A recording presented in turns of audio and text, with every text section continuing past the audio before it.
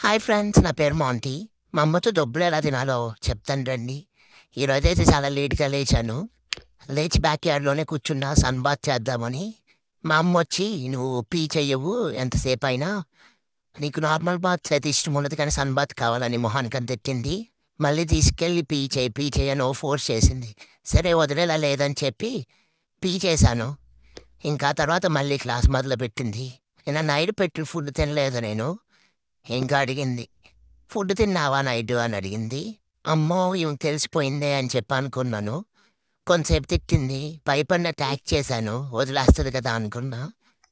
ఇంకా క్లాస్ పీకింది. కుక్కలకేమో బయట దొరకట్లేదు, నీకేమో అన్ని దొరుకుతుంటే నువ్వు ఇలా చేస్తున్నావు అని తిట్టింది. తిట్టేసి వెళ్ళిపోయింది.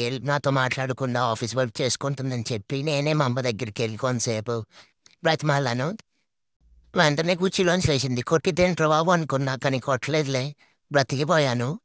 నేను క్యూట్‌గా ఉంటా కాబట్టి ఏదో ఒకలా మా అమ్మని ఐస్ చేశాను. మరి ఈ రోజుకింతే. బాయ్.